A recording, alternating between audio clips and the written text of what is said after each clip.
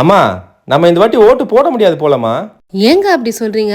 இந்த ஃபார்ம்ல கேக்குற டீடைல்ஸ் எல்லாம் கரெக்டா ஃபில் பண்ணவே முடியல. ஏங்க இந்த ஃபார்மை ஃபில் பண்ணி கொடுத்தாதான் நம்ம ஓட்டே போட முடியுமாமே. அதான் ஃபில் பண்ண முடியலையேமா. என்னங்க பண்றது இப்ப? என்ன சமையல் செஞ்சிருக்க நீ?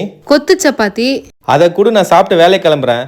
சரி, நீங்க அந்த ஃபார்மை கரெக்டா ஃபில் பண்ணீங்களா இல்லையான்னு கமெண்ட் பண்ணுங்க. அடடா, நைட்டு நிறைய சப்பாத்தி மீந்து போச்சு, அவ்வளவுதான் வேஸ்ட்னு நினைச்சீங்கன்னா அதை வேஸ்ட் பண்ணாம இது போல கொத்து சப்பாத்தி செஞ்சு கொடுங்க. வீட்டில் இருக்கிற எல்லாருமே விரும்பி சாப்பிடுவாங்க. வெஜ் கொத்து சப்பாத்தி இது செய்யறதுக்கு கடாயில 2ல இருந்து 3 டேபிள் ஸ்பூன் எண்ணெய் விட்டுட்டு 2 பச்சை மிளகா 2 வெங்காயம் ஸ்லைஸா கட் பண்ணி சேர்த்து வதக்கிக்கோங்க. கூடவே 1 டேபிள் ஸ்பூன் இஞ்சி பூண்டு விழுது.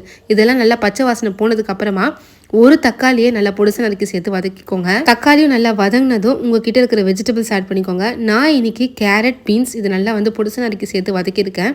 கூடவே நீங்கள் பச்சை பட்டாணி இருந்துச்சுன்னா கூட சேர்த்துக்கலாம். இப்போ இது நல்லா சேர்த்து வதக்கிட்டு 1/4 ஸ்பூன் மஞ்சத்தூள், 1 ஸ்பூன் மிளகாய் தூள், 1 ஸ்பூன் தனியாத்தூள், 1/2 ஸ்பூன் கரம் மசாலா, இதுக்கு தேவையான அளவுக்கு உப்பு இதெல்லாம் சேர்த்துட்டு நல்லா கலந்துட்டு இப்போ இந்த காயை வேக வைக்கிறதுக்காக ஒரு 1/2 டம்ளர் கிட்ட தண்ணி சேர்த்துட்டு நல்லா கலந்து விட்டுட்டு தட்டு போட்டு மூடி ஒரு 6ல இருந்து 7 நிமிஷம் கிட்ட இது வேக விட்டுலாம். இது வெந்து வரத்துக்குள்ள நம்ம செஞ்சு வச்சிருந்த சப்பாத்தியை ரஃபா இது போல பிச்சு போட்டுட்டு மிக்ஸி ஜார்ல சேர்த்துட்டு ஒரே ஒரு ரொட்டேஷன் அரைச்சு எடுத்துக்கோங்க. இப்போ இது போல கொத்தி விட்ட மாதிரி சப்பாத்தி ரெடி ஆயிடுச்சு. இப்போ காய்களும் நல்லா வெந்து வந்துச்சு. இப்போ இதோட ஒரு 1/2 ஸ்பூன் கிட்ட மிளகு தூள் சேர்த்துக்கோங்க. இப்போ நம்ம அரைச்சு வச்சிருந்த சப்பாத்தியும் இதோட சேர்த்துட்டு நல்லா கலந்து விட்டுருங்க. நல்ல லோ ஃப்ளேமில் வச்சு இந்த சப்பாத்தி கலந்து விடுங்க. அந்த லோ ஃப்ளேம்லேயே அந்த சப்பாத்திலாம் பார்த்தீங்கன்னா நல்லா ரோஸ்ட் ஆகி வரும்.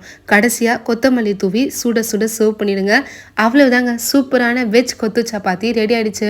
இது பசங்களுக்குலாம் செஞ்சு கொடுங்க, ரொம்பவே விரும்பி சாப்பிடுவாங்க. ட்ரை பண்ணி பார்த்துட்டு எப்படின்னு சொல்லுங்க.